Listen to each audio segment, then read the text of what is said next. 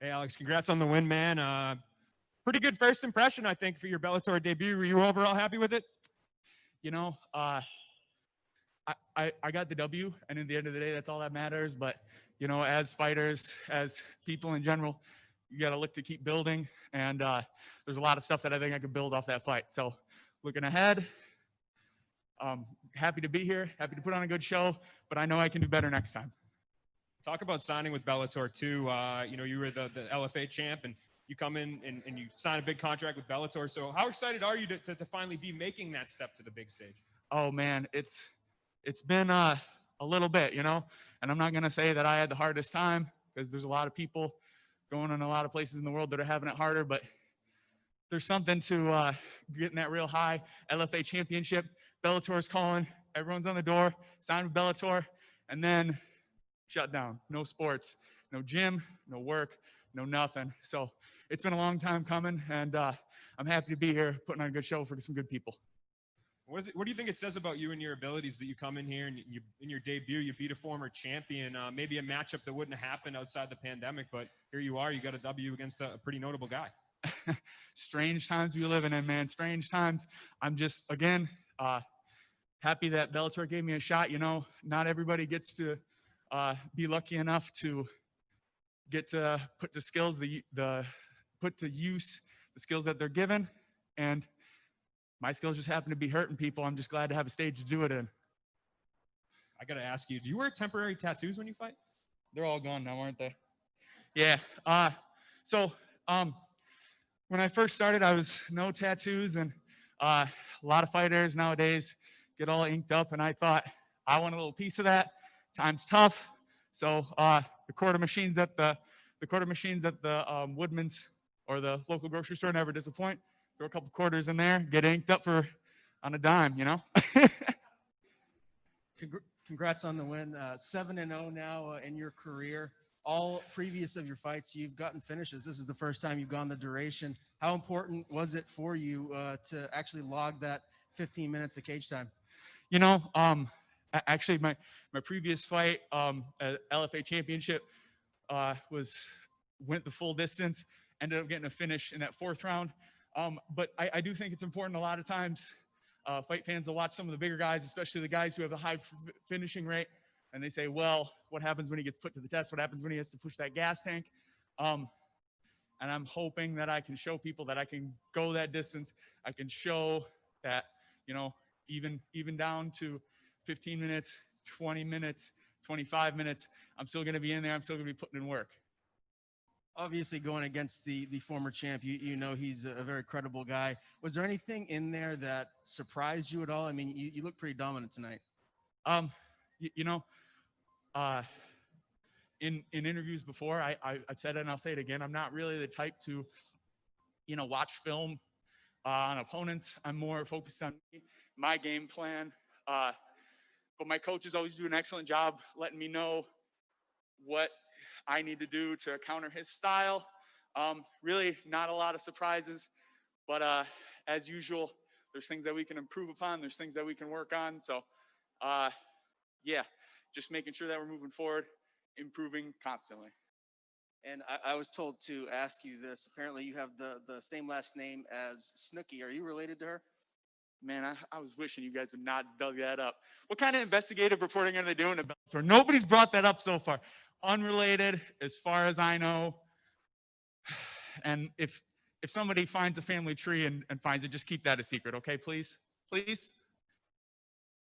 What did you think of his overall grappling? Because there were points where you were able to get him down with ease, and then he was able to get back up. You were able to keep him against the cage. What did you think of overall? Were there areas he was strong and then weak, and then your overall complete more grappling game was the big difference in the fight? You know, there's a reason he's a former champion. I mean, he's bringing some hard punches to the table.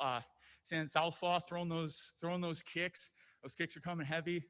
I knew coming into it that I was going to be the more grappling-centric fighter. But yeah, he did his homework, and he knew that I was coming to grab him. Did a good job kind of countering up against the cage. He was looking for that tie clinch, and we're trying to dig underneath all the time. He was doing a good job not letting me get underneath because he's got height on me. But one of the things that being kind of a shorty allows me to do is get under people and get to that wrestling position I like. And he was doing a good job trying to make sure I didn't get there.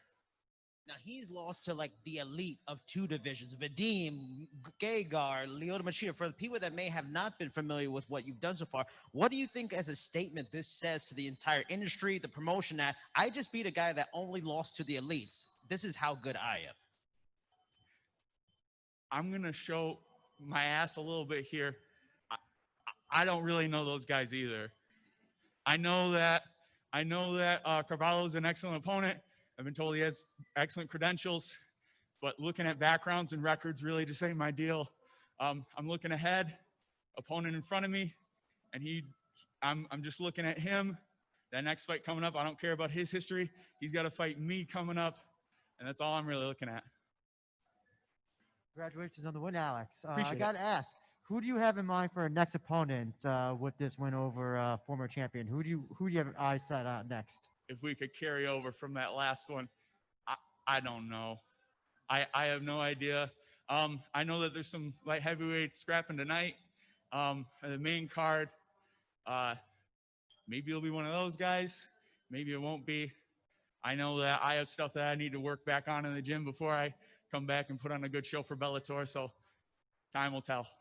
You also said before at the beginning that you were somewhat disappointed in your performance. If I remember correctly, can you just elaborate on that by any chance?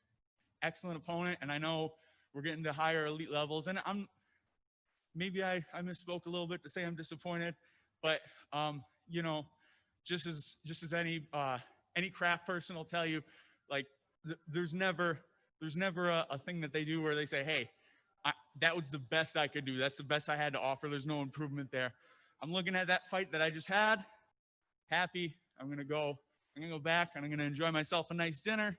But come Monday, we're back at it in the gym. We're looking back at this Carvalho fight saying, hey, we goofed up here. Hey, we should have done better here. And we're just looking to build upon where we're already at.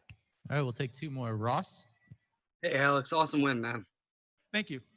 So I was just really curious. I know it was kind of hinted at earlier, but yeah, 6-0 coming into your professional fights, all by finish. Your 5 amateur fights, all by finish. How much more confidence does this give you going forward?